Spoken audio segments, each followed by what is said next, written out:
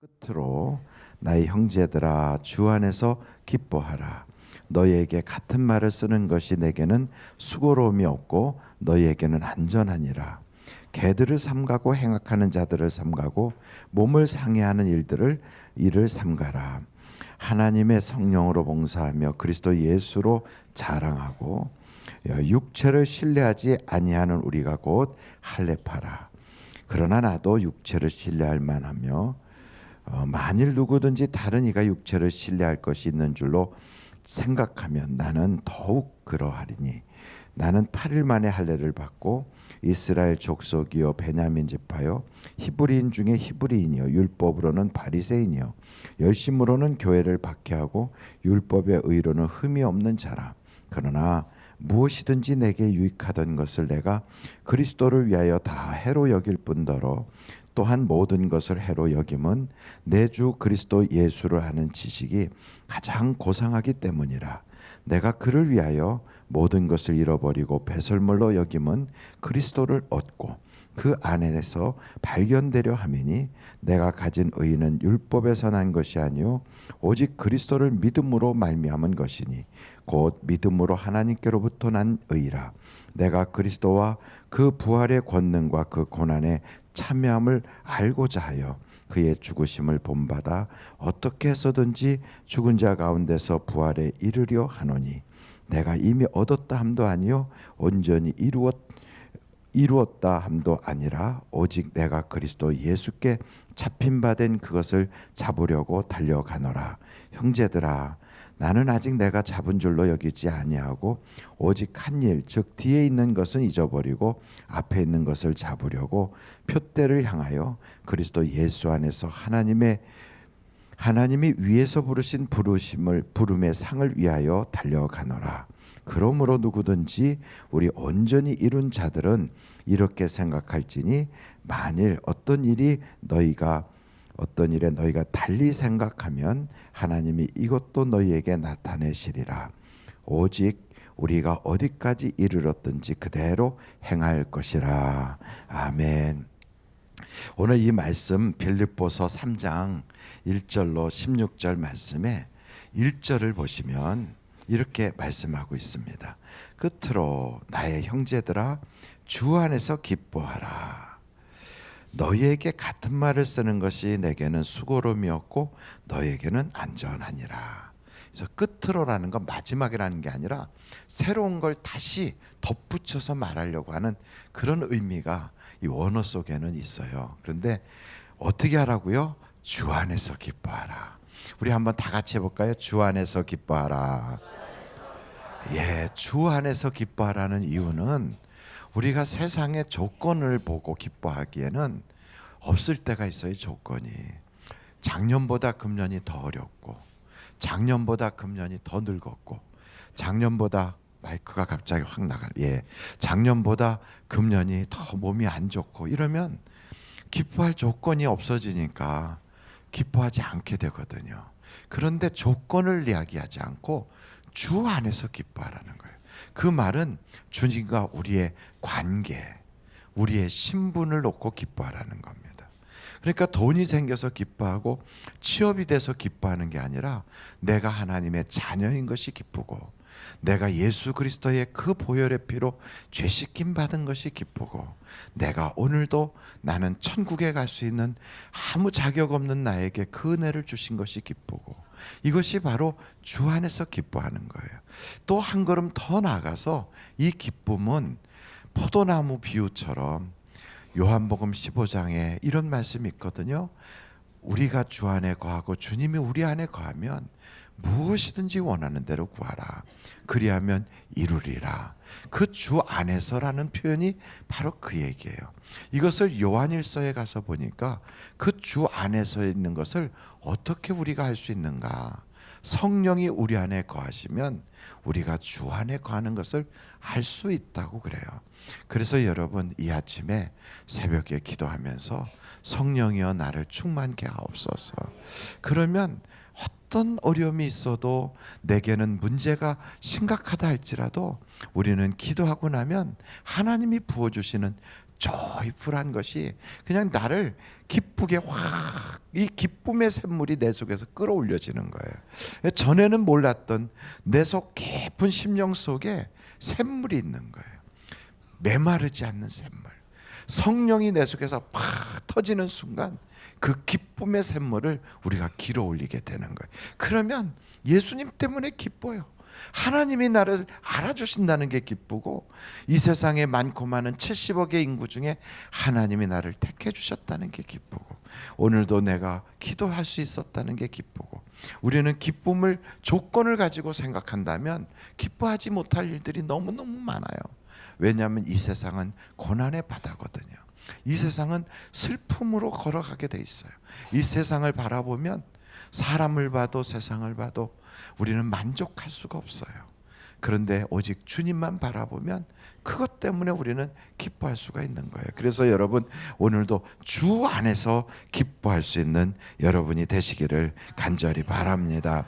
그런데 그 2절에 보면, 여러분, 개들을 삼가고 행악하는 자들을 삼가고 몸을 상해하는 일을 삼가라, 이렇게 계속해서 이야기하는데, 성경에서 개라고 하는 표현은 몇 군데 나오질 않아요.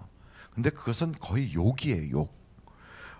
개가 그렇게 예쁜데 왜 개를 욕할 때 쓰는지 몰라요. 얼마나 개가 사람한테 무슨 잘못을 했다고.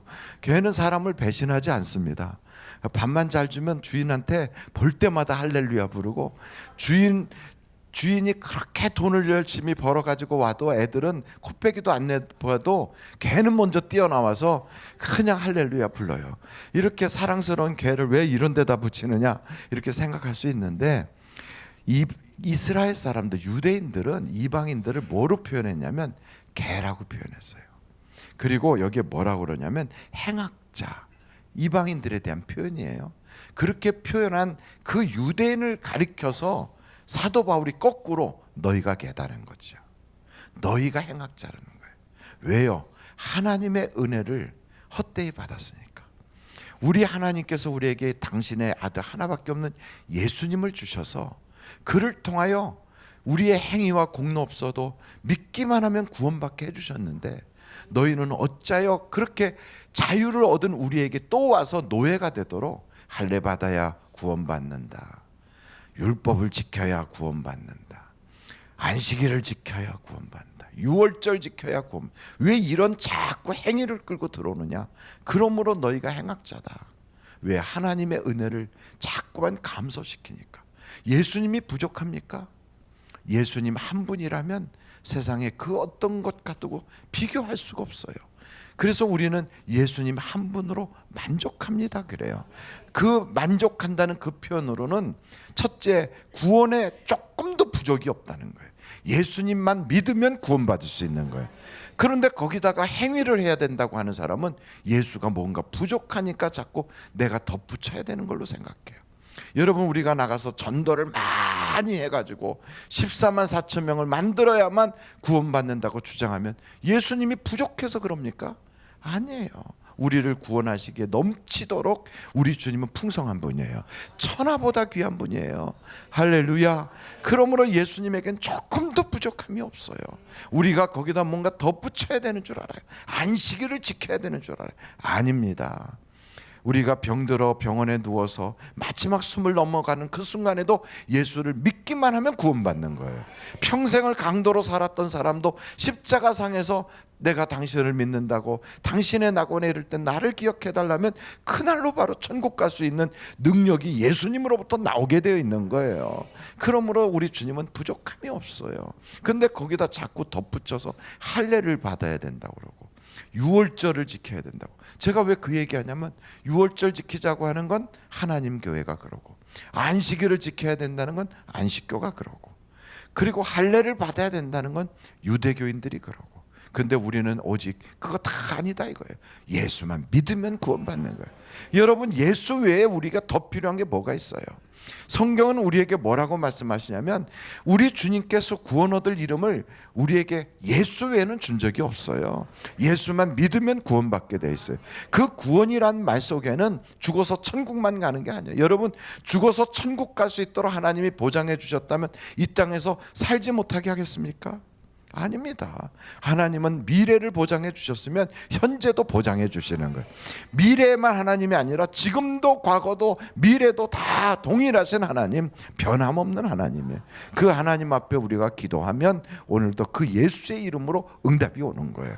그래서 너희가 내 이름으로 무엇이든지 구하라, 그리하면 이루리라. 한번 따라해 보실까요? 내 이름으로 무엇이든지 원하는 대로 구하라, 그리하면 이루리라. 이게 성경 말씀이에요. 예수님 이름으로 기도하면 이거는요 다 열리는 거예요. 천국문도 팍 열려요. 천국문이 열리는데 이 세상 안 열릴 게 어디 있어요? 여러분, 세상에 아무리 대단한 마스터키로 뭐 사장님 방도 열고 회장님 방도 열고 그 다음에 이 세상에 어떤 창고도 다 열어도요, 그런 열쇠 가지고는 천국문은 못 열어요. 근데 천국의 문을 여는 열쇠라면 이 세상에 못 열 게 없어요. 다 열리는 거예요. 그래서 그 믿음을 가지고 오늘도 여러분의 인생에 닫힌 문이 있으면 문을 두드리면서 여는 거예요. 예수의 이름으로 넣고 열리면, 이 땅에서 열면 하늘에서도 열리고 이 땅에서 풀면 하늘에서도 풀려요. 할렐루야. 마지막 세 번째, 오늘 이 말씀을 우리가 보면서 이제 인생의 목표를 새롭게 하자. 한번 절따해 보실까요? 인생의 목표를 새롭게 하자. 왜 그렇게 말씀하냐면 사도 바울은 내가 옛날에 했던 모든 건 배설물 같이 여긴다는 거예요.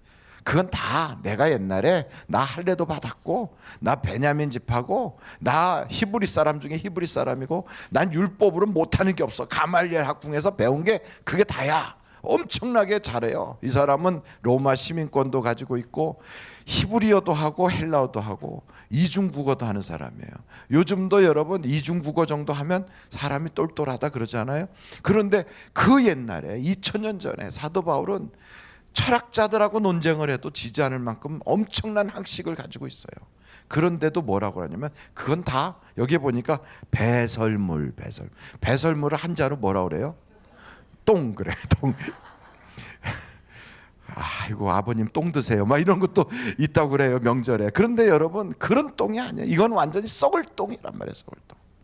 그러니까 이건 다 아무것도 아니에요. 그럼 뭐가 가장 귀하냐? 예수님을 목표로, 주님이 기뻐하는 그 목표를 향하여 새롭게 경주하는 것. 그래서 여기에 보니까 우리 주님이 부르시는 그것을 향하여 뒤에 것은 잊어버리고 앞에 것을 향하여 달려간다 그래요. 여러분, 그것이 우리의 인생에 남은 새로운 목표예요. 여러분, 우리가 과거에는 성공하기 위해서 달려왔고 과거엔 돈 많이 벌려고 달렸어요. 그래서 우리 인생은 산모작 인생이라고 그래요. 우리가 처음에는 내 인생을 준비하는 과정이에요. 그 인생은 나라를 위해서 쓰임받고 가정을 위해서 쓰임받고 자신을 위해서 쓰임받기 위해서 평생을 준비하는 과정이에요. 그렇게 준비하다가 이제 학교도 다 마치고 그러면 그때부터 이제 자기를 위해서, 가족을 위해서 일을 하기 시작해요. 그 일을 하기 전에 남자들은 나라를 위해서 일하러 군대를 갔다 와요. 그러고 나서 평생을 가족을 먹여 살리면서 자기가 성공하기 위해서 달려가요. 그러다가 때가 되면 은퇴를 하고 나면 방황해요. 이제 뭐 해야 되나? 당황이 돼요. 이번에 오셨던 길용한 목사님이라고 하던 그분이 지난 금요일날 오셔서 저하고 식사하면서 그러더라고요. 오 목사, 내가 목회하다가 내가 그 교회를 개척했었잖아. 근데 딱 은퇴를 한 때가 되니까 당황이 되더라고. 내가 이제 뭐 하나? 앞으로 어떻게 사나? 그게 당황이 되더라고. 돈이 없어서 당황이 아니라 할 일을 다 논다는 게 그게 그렇게 아주 막 절망이 되더라고. 그런데 막상 딱 은퇴를 하고 나니까 그때부터 내가 하고 싶었던 일을 이제 시작하게 된 거야. 그러면서 무슨 얘기를 하냐면 이제 세계 방방곡곡을 다니면서 이제 학교 후원을 위해서 쫓아다닌대요. 그래서 저를 만나러 온 거래요. 학교 후원해 달라고. 그 얘기를 다 듣고 나서 제가 감사한데요, 제가 후원할 만한 여력이 없어. 나중에 저도 은퇴하면 그때 생각해 보겠다. 그렇게 얘기를 했어요. 하여간 어찌됐든 사람이요 산모작이에요. 자기를 준비하고 두 번째는 가족과 나라와 자기를 위해서 일을 하다가 그게 끝나고 나면 그 다음에 뭘 하나 고민되지요. 근데 우리는 그 고민하기 전에 지금부터 미리 하나님을 위해서 제3의 인생을 또 시작하는 거예요. 하나님 앞에 섰을 때 후회 없도록 그래서 주님 앞에 딱 섰을 때 잘했어 하고 칭찬하도록. 여러분 인생에 지금까지 그렇게 살아오는 그 인생에 하나님이 기억할 만한 예배가 몇 번 있었습니까? 하나님이 기억해 줄 만한 그러한 선한 일이 몇 번 있었습니까? 내 인생에 정말 성경에 나오는 여기까지 하나님이 도와주셨다고 막 감격에 막 덜덜 떨면서 기쁨으로 기념비를 딱 세울 만한 그런 예배, 그런 예배를 우리가 언제 드렸을까? 그래서 내 인생에 하나님 예배의 기념비를 좀 세우게 하여 주시고, 하나님이 정말로 잘했어 하고 칭찬할 만한 선행의 기념비를 딱 세울 수 있도록, 하나님 이제는 나만을 위해서, 내 가족만을 위해서 살지 않고 하나님의 기쁨이 되는 그 일을 위해서 이제는 달려갈 수 있게 해주세요. 우리가 그렇다고 인생을 포기하라는 게 아닙니다. 가족을 버리라는 게 아니에요. 다 하면서도 예배를 드릴 때 하나님이 기억에 남는 예배. 우리가 이제는 살아가는데 우리는 크게 두 가지를 하며 살아가거든요. 예배와 선행을 위해서 살아가거든요. 이것이 하나님이 우리를 부르신 일이잖아요. 그 일을 할 때 그냥 아무런 목적 없이 향방 없이 인생을 사는 게 아니라, 이번 주에 예배는 나는 이렇게 드려야 되겠다. 예배에 대해서 막 정말 하나님이 받으실 만한 예배, 그런 예배를 한번 준비하는 거예요. 하나님이 정말 기념할 만한 그런 선행. 그래서 엘리야가 굶주려서 왔을 때 자기도 죽게 생긴 그 여자가 사르밧 과부가 그를 돕잖아요. 그런 선행 말이에요. 그 여러분 수넴 여자가 도와달라고 한 것도 아닌데 지나가는 엘리사를 바라보면서 내가 어떻게 하면 하나님의 사람에 도움이 될까? 성경에 보니까 루디아라고 하는 여자는 어떻게 하면 사도 바울의 선교에 내가 도움을 줄까? 여러분 이 세상에 좋은 집 짓고 사는 사람 수도 없이 많고 높은 자리에 있었던 사람 수도 없이 많아요. 근데 성지순례를 딱 가면 루디아의 그 집이 있고요, 루디아의 집에서 멀지 않은 곳에 그 빨래터가 있어요. 그 빨래터에서 사도 바울을 만난 거예요. 거기서 빨래하다가 사도 바울을 만나서 복음을 듣고 나서 무슨 얘기하냐면, 당신이 정말 내가 예수 믿는 사람으로 거듭난 줄을 알면 내 집에 들어오라. 그래서 우리 집에 유하면서, 그러면서 우리 가족들 전부 다 구원받을 수 있도록 복음을 증거해라. 그 집안 식구들 다 예수 믿겠어요. 그 가서 보면 그 옛날에 사업하던 그 여자가 그래서 계속해서 지속적으로 사도 바울을 후원하거든요. 에바브로빌릭 같은 사람들을 다 보내서 사람을 도와줘. 그래서 여러분 성경을 보면 하나님이 기억할 만한 선행, 저는 여러분들이 평생을 살면서 억울한 일 살았던 것 때문에 가슴 아프고, 누가 나한테 속상한 얘기한 것 때문에 가슴에다 담아두고, 또 내가 살면서 가슴에 대못질 당한 것 때문에 가슴앓이 하며 사는 그런 일은 많아도 하나님 앞에 기념이 될 만한 예배, 하나님이 기억해 줄 수 있는 선행이 없었다면 오늘부터 계획을 딱 세워요. 내 인생에 달려갈 길이 바로 저기구나. 그래서 지난 것은 잊어버리고 또 새로운 더 기록 경기하듯이 앞을 향하여 달려나가는 여러분이 되시기를 주님의 이름으로 축원합니다.